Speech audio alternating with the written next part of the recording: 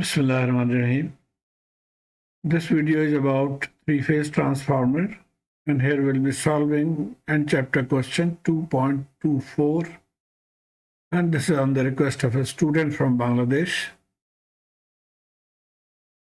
So just to remind you that when we talk of per unit value, it is defined for per phase only, that is for single phase and not for three phase.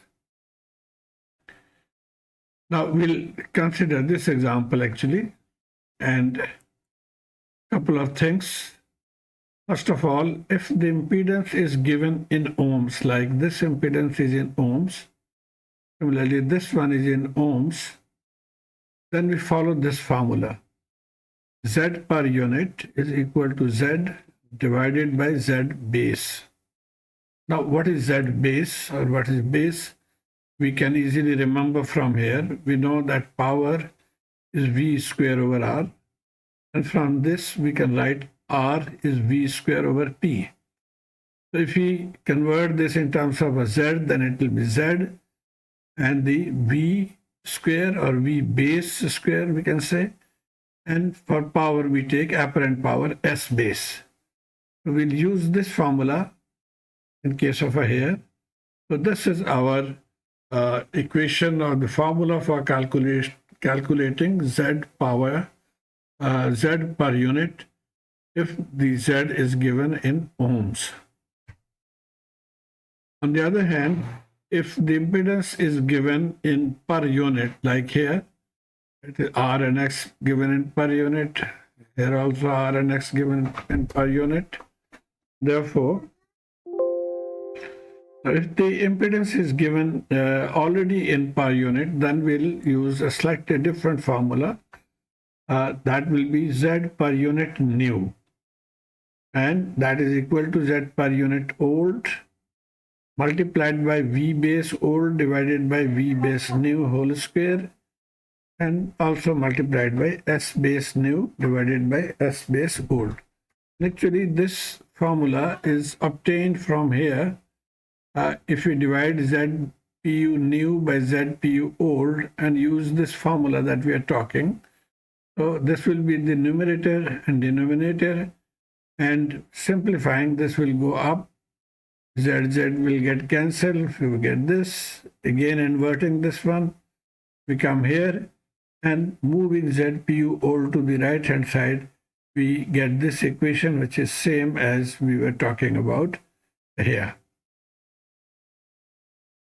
Okay, now we come to the question. Figure 2.4 shows a one-line diagram of a power system consisting of three-phase 480 volt 60 Hz generator supplying two loads through a transmission line with a pair of transformers at each end. So this is one-line diagram.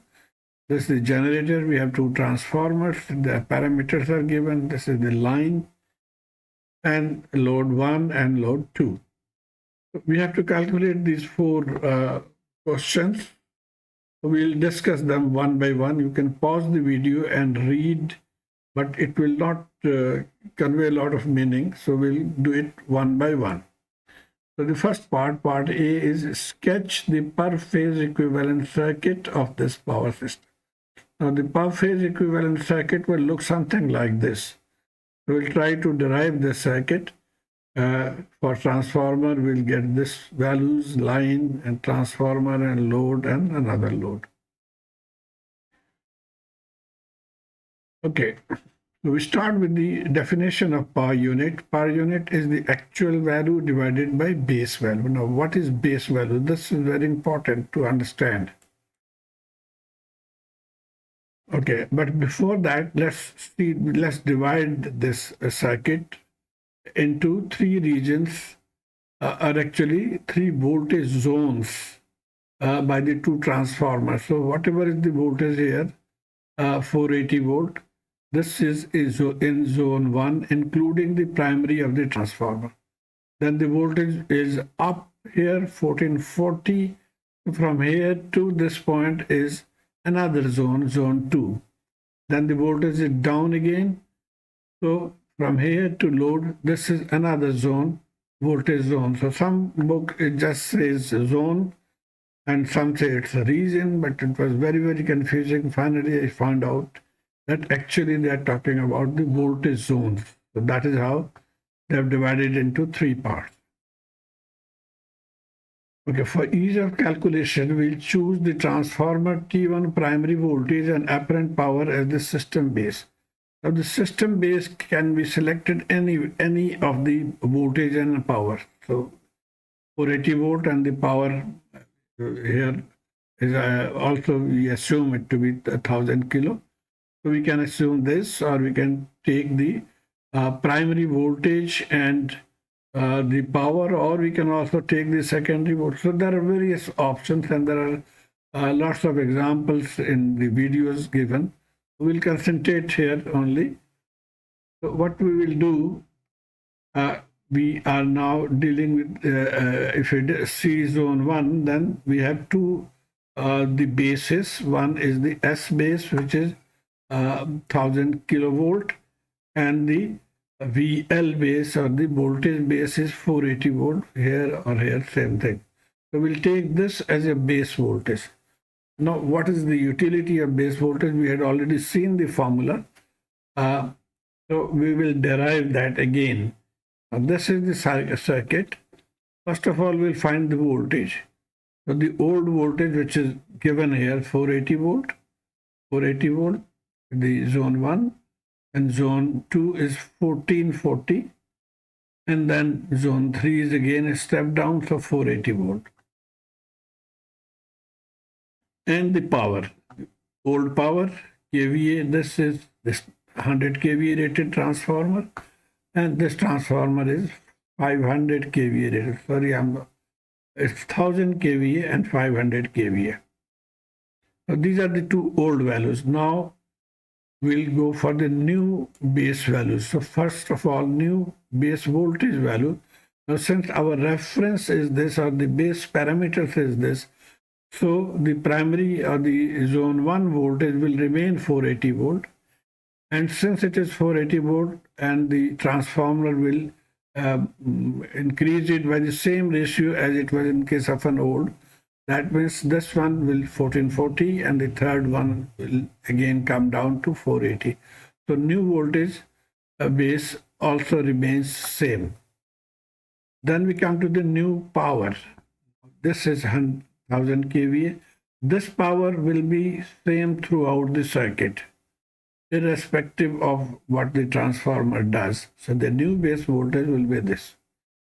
Now just to give you an idea, if let's say we don't take this as our base voltage, if we take 600 as a base voltage, then what will be the new values? So zone 1 600, but in zone what will happen? 600 multiplied by this transformer ratio, so it is 1440 and divided by 480, so it will be 1800 volt.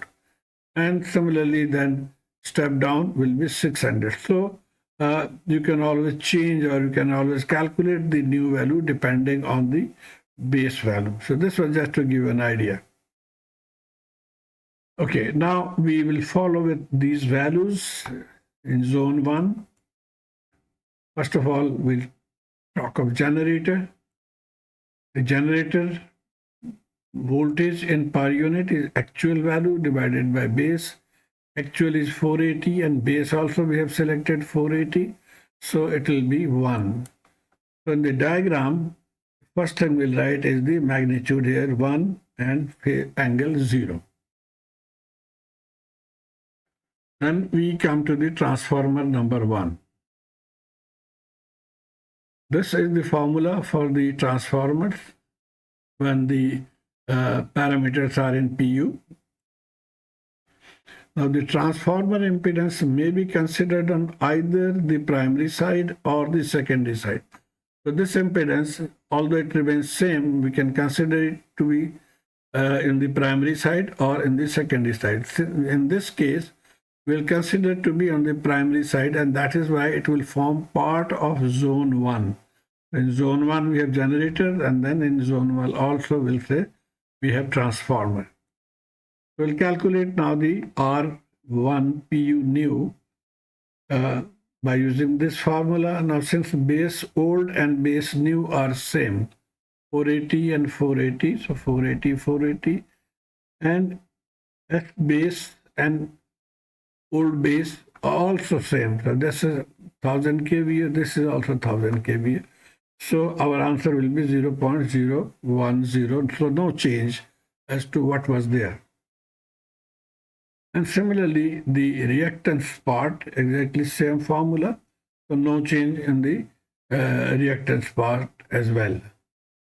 So what will be our answer?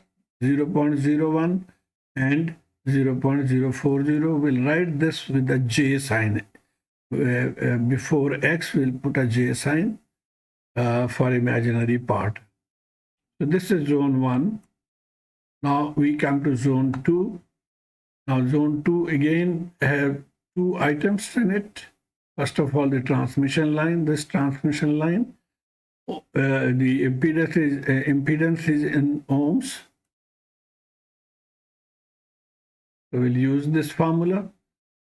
Z line, the value we have put in, and Z base in the, here it is the V square or the V square, this one divided by the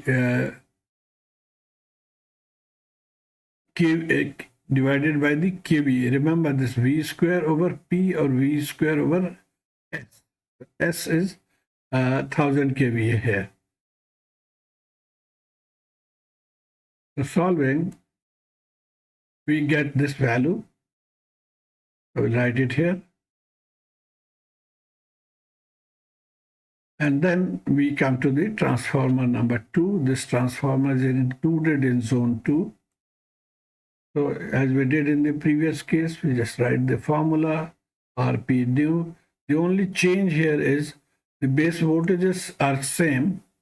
These two are same, except that the power new is 1000 kVA, but power old from here is 500 kVA. So that is the only change. And so the new value of R, and similarly the new value of XPU. So we'll write it here now, 0.40, and with this we add J. So this is the value. So zone 2 we have solved. Now we come to zone 3. In zone 3, we have these two loads. So load 1 has the impedance in ohms, so we'll use this formula, the value, the voltage, and the power, SKVA. And solving, just a point to note that in the solution manual, I'm following the solution manual, this value is given here, but actual calculation comes to be 0.230 instead of 0.238. But just to avoid the lengthy calculations, I'm just using the solution manual's given values. So solving this, we get these values. We write it here. This is for load 1. And similarly for load 2, we follow the exactly same formula. The Z is now 0.08, Z2, J, and solving, we get the answer to be minus J 3.36. So we'll write the new ZPU minus 3.36. So all parameters are done. So we can see from diagram, we have noted this, but the proper way of drawing it is that when there is a positive J, that means the terms are inductive, resistance and inductance, resistance, inductance, resistance, inductance, and here also resistance, inductance. But the negative sign represents a capacitor, so we have replaced a capacitor here or placed a capacitor here. So this is the correct circuit. Okay, now we come to part B of the question. With the switch open, that means this load is out, only this is remaining. We have to find these 4 things: real power, reactive power, apparent power, and power factor. So let's first of all summarize here. the real power is given by VI cos theta. And when we want to find the real power in kilowatt, this is in PU. So we have to multiply the PU value with the S base to get the power in kilowatt. Remember that we had learned that the PU value is actual value divided by base. So from here we get this equation.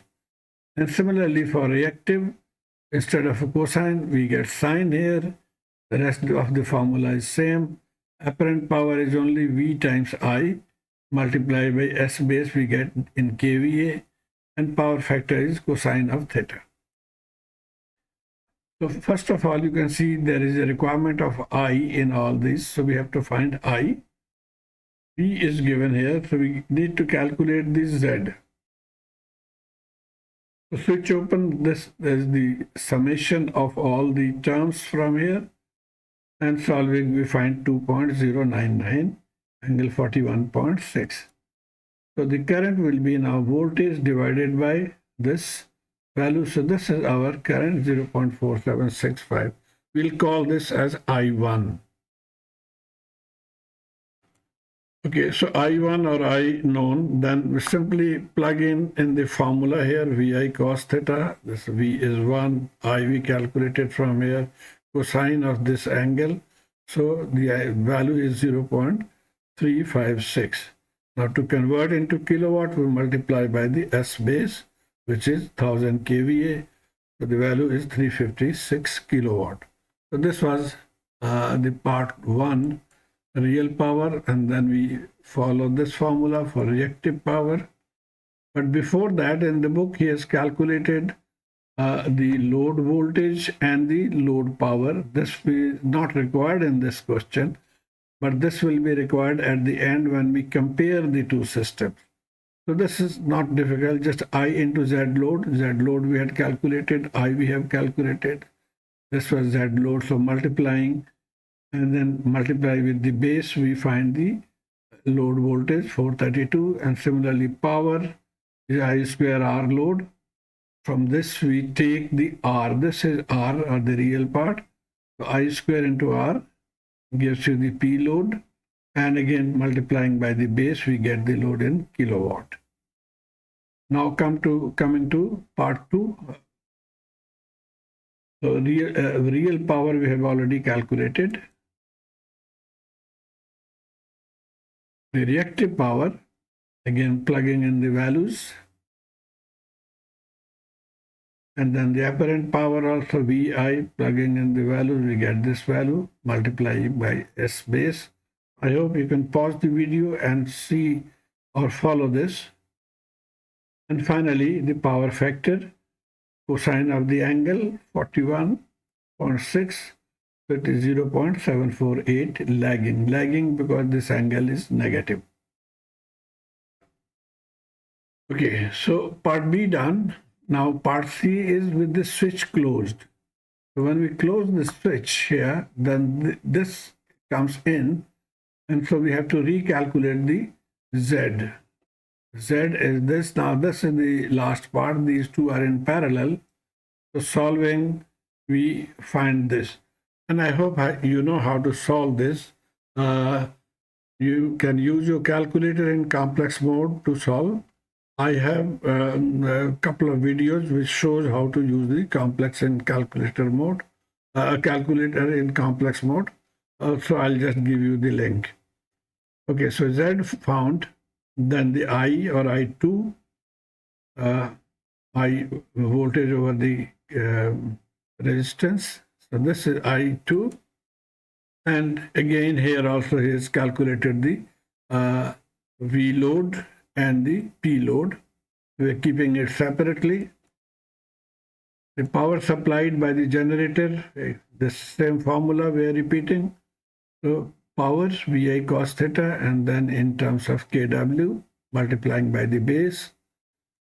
Same with the reactive power Q, and same with the apparent power S. And also the power factor is cosine of, this is wrong, it is 8.65. The value is 0.995. lagging. Okay, now the question says, last part is, what are the transmission losses? Transformer plus transmission line losses. But in the when we see, he has not used the transformer parameters only, he is using the transmission line parameters. So we'll simply delete this transformer part. So this I'm deleting. Okay, so the line loss we have to find with the switch open and with the switch closed. And then what is the effect of adding load 2 on this system? So let's first of all find the loss due to switch open. Simple formula, R square R. So using the value of R. Now look here, this value is actually of the line resistance. This is the resistive part. So he's using that. So I square R and then multiply by the base we get in kilowatt. This is when the switch is open. Now when the switch is closed, again the resistance is same, except that the current has now changed. This current is using I2, and this is the value of the transmission losses. And now we come to effect. What is the effect of adding capacitive load or load 2? First of all, load 2 improves the power factor of the system. So cosine of 41.6 and cosine of 865, we get these two values. So you can see the power factor has improved tremendously. So that is one point. The next point is load 2 increases the load voltage and the total power supplied to the load. So now here will come the two that we have put in the square boxes, switch open and switch closed. You can see the voltage, load voltage is 432 in the first case. In the second case, the load voltage has increased to 464. Similarly, the load power consumed is 344, but in this case, the load is consumed more power, or it is being supplied by more power, so 394. Then next is with this simultaneously decreasing the current in the transmission line and the transmission line losses. So the current is decreased. You can see in the first case it is 0.47, in the second case it is 0.40. So the current has decreased, and so we saw already that the losses, transmission line losses, in the first case was 1.64. In the second case with the capacitor, it is 1.21 kilo. So the loss has decreased. And so finally, this problem is a good example of advantages of power factor correction. So I hope you know that we add capacitors to correct the power factor or increase the power factor. And we have seen it here, its advantages of adding a capacitor along with the load. I hope you have been able to follow this. Please let me know through your comments, subscribe the channel, and share with your friends. Thank you.